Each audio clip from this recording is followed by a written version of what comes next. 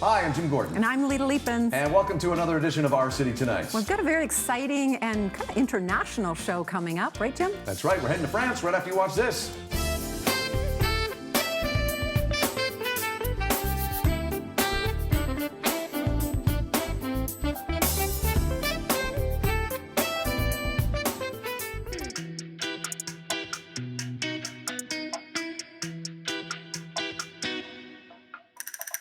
Well, we're kicking off the show with something we've been doing a lot of lately. We've been spotlighting various countries around the world, including New Zealand and Italy. And now we're going to talk about a country that you and I both have been to, Lita, and I can't wait to go back, and that is France. Yes, we have Corinne Renard. She's the promotion and press officer for the overseas markets for Auvergne-Rhône Alps region, and beautiful historical area in France. Corinne, tell us a little bit more about why a tourist would want to visit that area. Yes, of course. Hello from Auvergne-Rhône-Alpes. So the region is located in the southeast of France, and we have so much to discover that we don't say it's a tourism destination, but a collection of destinations. First, Lyon, the capital of the region, located at the confluence of the Rhône and Saône rivers, is the third largest city in France. Founded 2,000 years ago, the streets of Lyon are a living museum with beautiful historical buildings, interesting art gallery and museum. 10 of the city is classified UNESCO World Heritage Site. In the west of Lyon is the Auvergne, famous for its volcanoes, listed as UNESCO World Heritage too. All the volcanoes are dormant, of course. South of Lyon is the Rhône Valley, its vineyards, its superb panorama.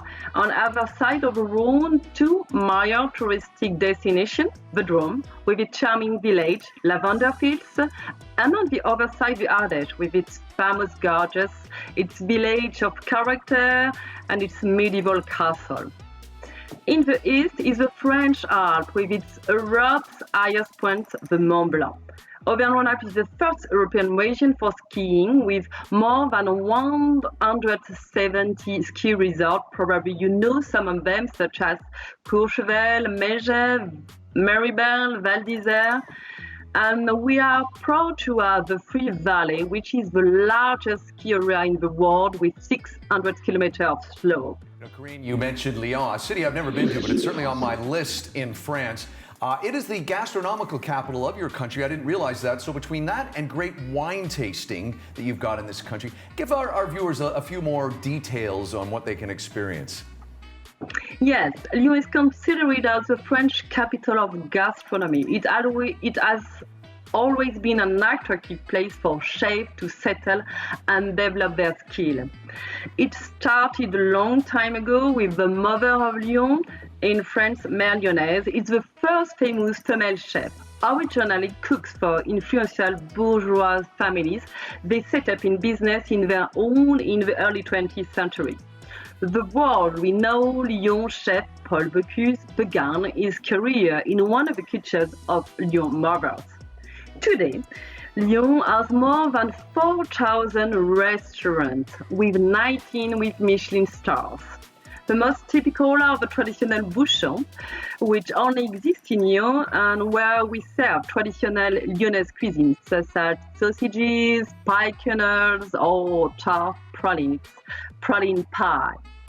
Lyon owns also plentiful outdoor markets and a prestigious indoor market, the famous Halles de Lyon Paul Bocuse.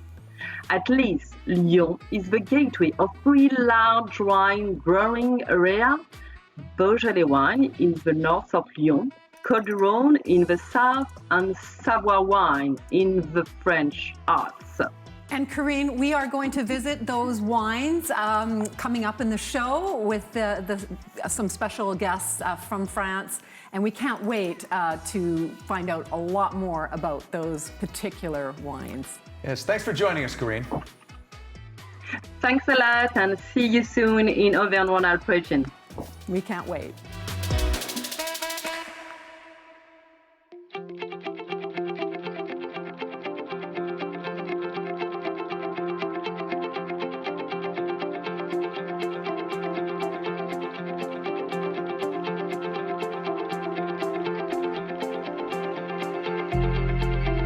Well, I won the coin toss. Hey, I got that right this time.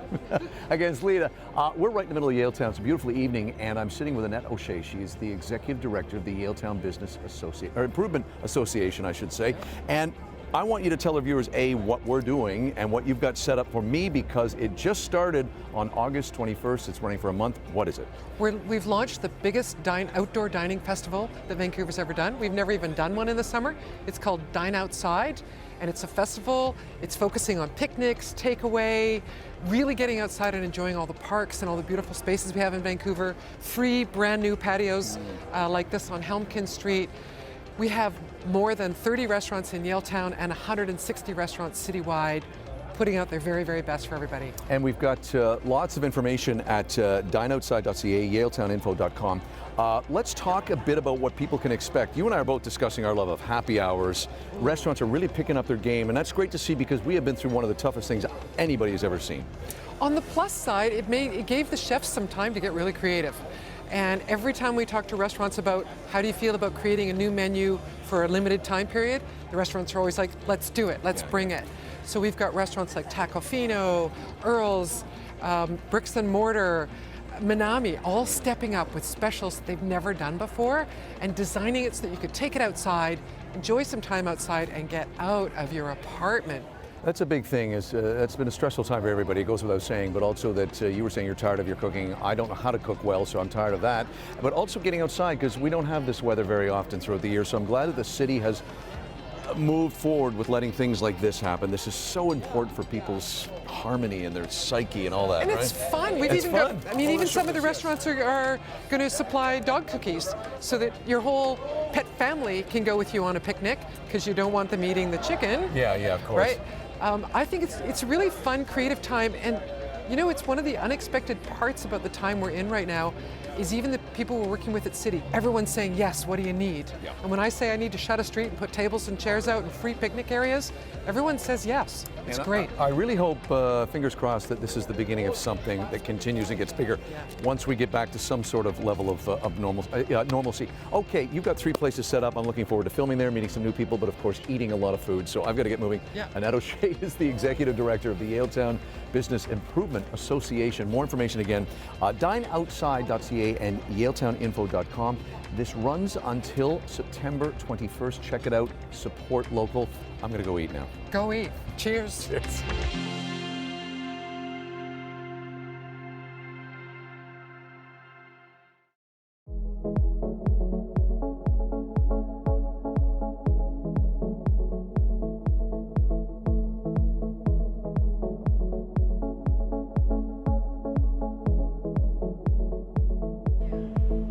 Okay, our first stop is at OEB, a great little place in Marina Side, part of Yaletown, of course. I'm with Chris, he's the head chef. Chris, before we get to this delicious looking food, walk me through the name, the explanation, and the meaning behind the name of this place. Yeah, it basically means for outstanding people embracing evolution and bold integrity. I like that. Okay, it's OEB. Okay, let's get to what you do really well, which is cook food. You've got a number of options for the next month for your customers. What do we have? Yeah, so option 1, we have a, in this case, you get 3 different options: bacon, smoked chicken, beautiful smoked chicken, avocado and tomato, heirloom tomatoes. Second option here is we have our beautiful organic artisanal bagel, sourdough, some beautiful New Brunswick smoked salmon, and then we have our beautiful gluten-free waffle with local berries and maple syrup. And this, of course, you get together. This is together, yeah. Okay. And then option 3 is our beautiful East Coast lobster and shrimp poutine with brown butter hollandaise. Then we have our beautiful French toast trifle, one of our most popular, with lemon curd and local berries. And then you have a bottle of bubbly from Grey Monk. Grey Monk, good. Rosé Keep it all day. local. Good. Yeah. You guys have won a number of awards, including... Yeah, best new restaurant in the city for sure, which is awesome. That's such a good thing to win, I tell you. Talk a bit about, we've come through pretty extraordinary times. We're still going through them as we're filming this, stage 3, but we have to be cautious and concerned. Talk a bit about what this promotion over the next month is doing for you guys to help out. I think in general it's going to help, it helps, get our name out there. People who haven't notice who we are, they can come experience a little bit of OAB, come enjoy the summer, last of the summer outside, have a little picnic, or come visit us. Like, we're open Monday through Thursday, 7 to 3, and Friday, Saturday, Sunday, 7 to 4. Excellent. Well, I know Albertans know who you are. Yes. I got a number of friends in Calgary that they come here every weekend. So, okay, Chris, listen, this is great. We've got 3 different packages you can get. Of course, it comes with a nice bottle of local wine. It's Chris, head chef here at OEB. We're moving on. Well, we're heading back to France and visiting the Rhone region. Spectacular wines created there. And we are joined by Maxime Ramel. He is the wine ambassador for M. Chapoutier. Welcome, Maxime, to our city tonight. Welcome. Thank you for welcoming me. It's very nice, and I can introduce some wine, very good wine from Chapoutier. Maxime, we got lots to unpack here. Speaking of Chapoutier, that is the leader of wines in the Rhone Valley. Can you tell our viewers why that is, and maybe give them a little background if they're not aware of your product? Yeah, it's a very, it's a leader. Maison Chapoutier was built in 1808, so more than 200 years ago. So it makes Chapoutier as a leader for all the Rhone Valley. And behind me, it's just a Hermitage, maybe the most prestigious appellation in Rhone Valley. The wine is fantastic. So it's really easy to understand that M. Chapoutier is the leader, because we are located in Hermitage, close by to the hill of Hermitage, actually.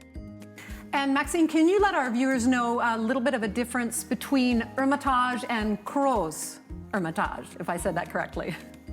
You can see the map if you want on the online, but it's very easy to understand. Hermitage is only one hill, very tiny, 130 hectares, and Gros Hermitage is all around. It's 1,600 hectares. So I would say Gros Hermitage is a bistronomic wine, and Hermitage is a gastronomic wine. It's more complex, and Gros Hermitage is more simple, but both of them are delicious.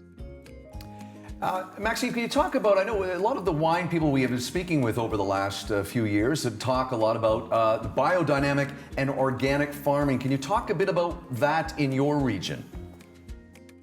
Yeah, for us it's very important to be organic, or if we can, biodynamic, because it respects the environment, it respects the wine, it also respects the terroir.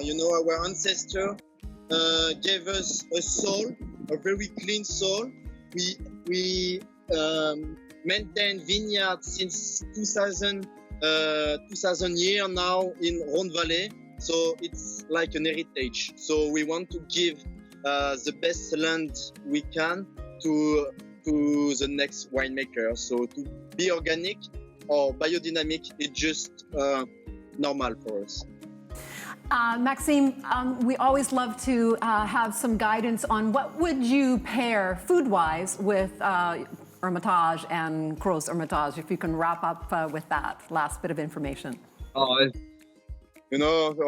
Here we have a specialty for local food. So I would say with Gros Hermitage, if I speak about the red, I will share it with lamb or sausage maybe, or appetizer. And if I speak about the Chantalouette, the white Chantalouette, this is beautiful with white fish, with creamy sauce or lemon sauce as well. Or it can be very good also with chicken or poultry, depends if you use a creamy sauce. Boy, this has been a fun segment to film, actually, because we keep seeing great wine and we're talking about great French food. Maxime, thank you for joining us today here on Our City Tonight. We appreciate you staying up late where you are, and we look forward to seeing you in Vancouver at some point very soon. You're welcome. It's always a pleasure. Look behind me. It's beautiful. I love being in the vineyard, and I also love say hello to Canadian guys. So I hope you enjoy. Thank you very much. Okay, it's great. Oh, we're going to try some of that wine. Thanks, sir. That is Maxime Ramel. He's the wine ambassador for Chapoutier. And I got to say, Lita, it's great to be able to talk to these guys in their own backyard. Fantastic stuff. Yeah. Yes, it And we're going was. to go back one more time to France later in the show.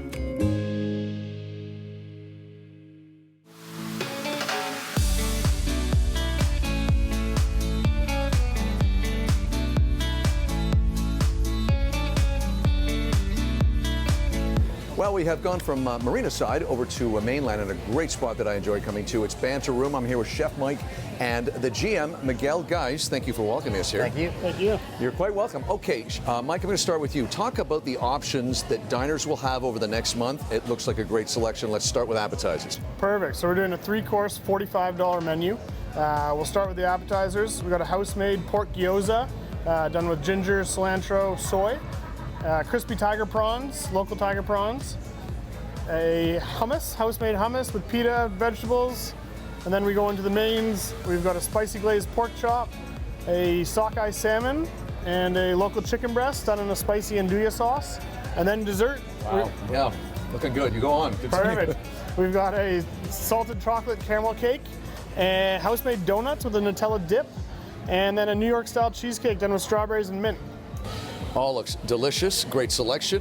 Miguel, I'll turn things over to you now. Let's talk a bit about what this next month means for you guys. You opened when it was permitted by law. You said you have done very well, but you're being very cautious, being very safe, which we all have to do during this time. But talk about what the next month does for you guys.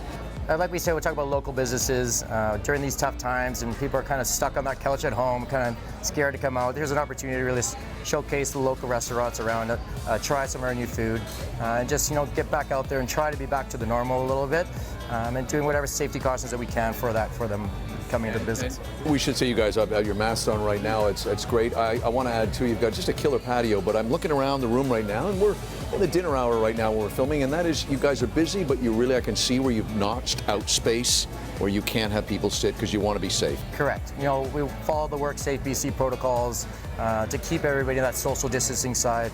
We have the plexiglass up everywhere. Certain tables are not allowed to seat just to keep that distance away, but still create an environment and still have a good vibe in the atmosphere. So Very nice. Just quickly before we wrap up, your hours of operation. hours, we're open at 11 o'clock every day. We are closed at 12 o'clock from Sunday to Wednesday, and then 1:30 every other day. I know that because I've actually been in here post 1 o'clock sometimes over the weekends. Guys, thank you. It's Chef Mike and it's GM Miguel. Thank you, guys. The Banter Room on mainland, we're going to go from here next door right now.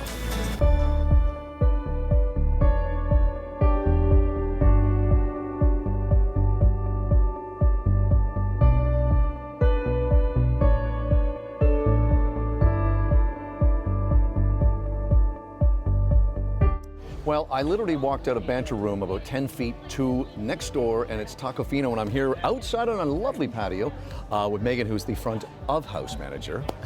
Thank you for welcoming us here. I dine here quite often. Thank you for having us. Let's talk about what you guys are offering over the next month. Yeah, absolutely. We've partnered with our good friends at Good Company, which is a local beer brand. We're going to be offering a 6-pack of their lager, along with any 2 of our burritos. We have 7 that you can choose from. We have plant-based, vegetarian, vegan, all the way up the spectrum for you to choose from. Good to hear. Now, we've been asking everybody, of course, you guys opened when it was legally okay and cautiously, safely to do so. What is the next month doing for you guys? We're excited to bring the community back together. Community as a value is one of our cores for TacoFino.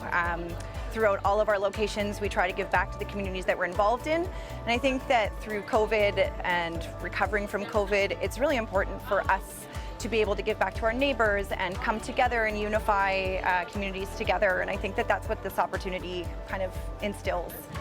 And again, something we've been asking every place, every stop along the way in this segment about safety. I noticed just beside us here, we've got the shields and everything, which talk a little bit about the safety that you guys are doing for customers who are coming in, because you do have an extremely loyal fan base. We do. We're very fortunate. We don't take for granted our fan base, as you say. We started out just doing takeout.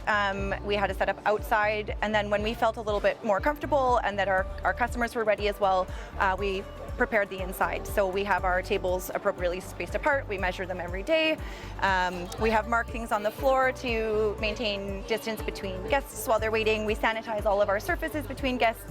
We obviously take personal hygiene, constantly washing hands. We wear masks during service. Yeah, I was just saying, she's had a mask on until we just came on. Now, yeah. Okay, well, just for people who may want to know your hours of operation. Yeah, absolutely. We're open 7 days a week from 11:30 a.m. until 9 p.m. We also do have some online ordering features as well through our website and also available on DoorDash. All the information, of course, for all the restaurants that we visited in this segment will be in our closing credits. We should mention as well, this runs, Dining Out runs until September 21st. More information, you can go to dineoutside.ca. You can also go to yaleTowninfo.com. Megan, thank you for welcoming us here. Boy, I've been eating really well over the last little while. A great day. Check it out here in Yaletown. And our city tonight was very proud to be part of this promotion for a great event. Well, as we head back to France, continuing on in the Rhône region, we are now joined by Laurent Gamonet, Export Area Director for Canada for Levin, Georges Duboeuf. Welcome, Laurent. It's great to have you on the show. Thank you very much for hosting us tonight. Now, our first question is, where is Beaujolais based in this region for our viewers? Well, in Auvergne-Rhône-Alpes, Beaujolais is on the northern part of the region, so it's 45 minutes north of Lyon, which is the city considered as the French capital of gastronomy. And Georges Duboeuf is really iconic. Most people in wine have heard of this. Tell us a little bit of the history of the Georges Duboeuf. Well, Georges was originally a small winemaker, and in the middle 50s, he started to sell his wines to great restaurants in the region, meeting Paul Blanc, who was 2 Michelin stars at the time, back in the day. And Paul Blanc, who was like 20 years older than Georges, was so impressed about his wines first and his gift for tasting that after a while, Paul asked Georges Duboeuf to select inside the Beaujolais regions some little producers or winemakers in the Beaujolais that had tremendous lots or estates. So Georges thus became a kind of terroir hunter, visiting one by one the estates of the region and keeping notes of their quality and of their potential. So sadly, at the beginning of the year, Georges left us, and now his son Franck Duboeuf, and Adrien Duboeuf, his grandson, perpetuates the tradition in our family winery. And now we can say that the Duboeuf winery is kind of considered as an encyclopedia in itself about the Beaujolais terroir. Wonderful. Most people have heard of Beaujolais through Beaujolais Nouveau, but that's only a very small portion. Tell us a little bit about the Beaujolais appellations that people should know more about. Well, in our region, Beaujolais, 97% of the wines are made from Gamay grape varietal, which is a red berry. As you can see, here is one Gamay. And 3% remaining are made from Chardonnay. We have 12 different appellations, appellation d'origine protégée, we say in French.